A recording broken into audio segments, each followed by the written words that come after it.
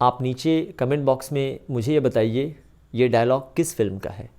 कानून अंधा होता है लेकिन जज नहीं। जय Shri Ram. I am doctor Manish Jaiswal.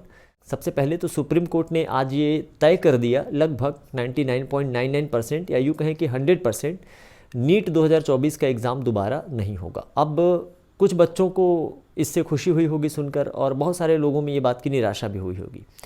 अभी आप समझ लीजिए कि जब आप इस सिस्टम में हैं, है ना, जब आप एक सिस्टम का पार्ट हैं तो आपको सिस्टम के अकॉर्डिंग ही चलना पड़ेगा। लेकिन इस चीज़ को ध्यान रखिए कि ये सिस्टम आप और हम नहीं चला रहे हैं, सिस्टम ऊपर से चलाया जाता है, और जैसे निर्णय हमारे ऊपर थोपे जाते हैं हमको स्वीकार करना पड़ेगा खुशी खुशी। तो इसलिए जो है जैसा है, जिस प्रकार से है, हम उसको स्वीकार करते हुए आगे बढ़ेंगे। आगे बहुत सारी चीज़ें अभी बाकी हैं, काउंसलिंग होना बाकी है ना, सीट अलॉटमेंट होना बाकी है, एडमिशन लेना बाकी है, इस पर बात करेंगे। बिफोर दैट मैं रिपीट करूँगा कि सुप्रीम कोर्ट ने आज ये तय कर दिया कि नीट 2024 के एग्ज़ाम दोबारा नहीं लिया जाएगा। हालांकि इनकी मंशा शुरू से नहीं थी, है ना, इसलिए ब्रेक पे ब्रेक लिए जा रहे थे, और सुनवाई जो है हर बार डिले कर दी जाती थी। कभी 1 सप्ताह बाद होगी, कभी 15 दिन के बाद सुनवाई की जाएगी, और कोई प्रोग्रेस नहीं होता था। द अल्टीमेट एंड रिजल्ट पहले से ही पता था।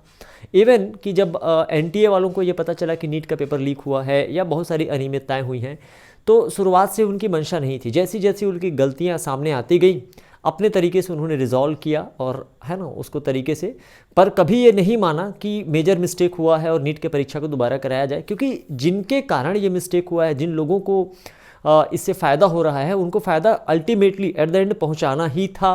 ये जो 1.5 महीने से केस चल रहा था और ये सारी चीज़ें, वो सिर्फ छात्रों को और लोगों को गुमराह करने के लिए थी।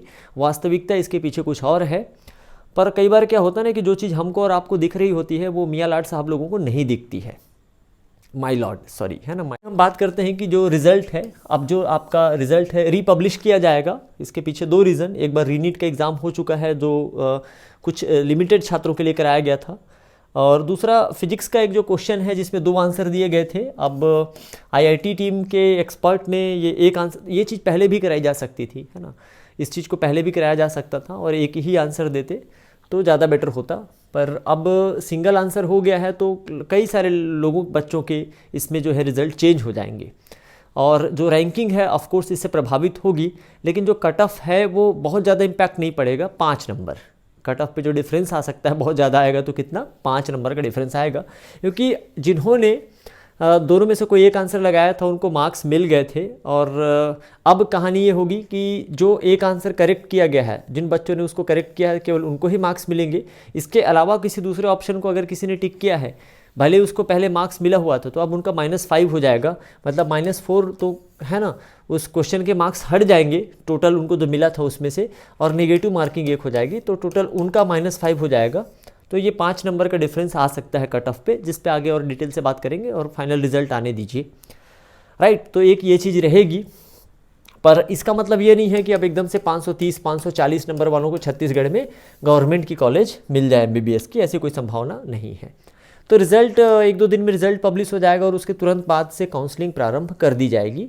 हालांकि सुप्रीम कोर्ट ने ये आदेश भी दिया हुआ है कि जिन छात्रों ने गड़बड़ियाँ की हैं, या CBI जांच होने के बाद अगर छात्रों की गड़बड़ियाँ सामने आती हैं, तो सिर्फ उन छात्रों को, हालांकि अब ये कुछ गड़बड़ी सामने आने वाला नहीं है, जो होना था वो हो चुका है, ठीक है। अब ऐसा है कि जिन बच्चे लोग क्वालिफाई करेंगे और जितने लोगों के जो भी मार्क्स आएगा, अब वो खुशियाँ मनाएं, मिठाई बांटें, अब उनको काउंसलिंग में पार्टिसिपेट करना ही है। तो इसमें दोनों टाइप के लोग रहेंगे, ईमानदार लोग भी रहेंगे और भ्रष्ट लोग भी रहेंगे, जिन्होंने भ्रष्टाचार के माध्यम से अच्छे मार्क्स प्राप्त कर लिए हैं। मे भी इस वीडियो को बहुत सारे लोग डिसलाइक करेंगे डेफिनेटली। तो ऑल इंडिया की काउंसलिंग पहले प्रारंभ होगी, जिसका नोटिफिकेशन के लिए आप इंतजार करिए, और जैसे ही ऑल इंडिया की काउंसलिंग प्रारंभ हो जाएगी उसके कुछ समय के बाद ही छत्तीसगढ़ स्टेट की भी काउंसलिंग चालू हो जाएगी, जो कि छत्तीसगढ़ डायरेक्टर CGDME के माध्यम से होता है, छत्तीसगढ़ डायरेक्टर मेडिकल एजुकेशन के माध्यम से। मैं इनसे रिक्वेस्ट करूंगा, मुझे पता है कि मेरे कुछ मित्र, खास मित्र CGDME में हैं, और कई सारे लोग, है ना, जिस वीडियो को देखते भी हैं। तो मैं आपसे ये रिक्वेस्ट करूंगा कि ऑलरेडी स्टूडेंट्स काफ़ी परेशान हो चुके हैं नीट 2024 को लेकर।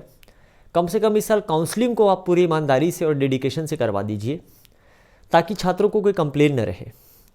कई प्रकार के सुझाव आपको हमेशा दिए जाते हैं कि किस तरीके से आपको सुधार करना है, लेकिन साल दर साल नतीजा वही रहता है, परिणाम वही रहता है। और जो गड़बड़ियाँ होती हैं काउंसलिंग में, मैं रिक्वेस्ट करूँगा कि वो हर साल की तरह इस साल भी रिपीट ना हो।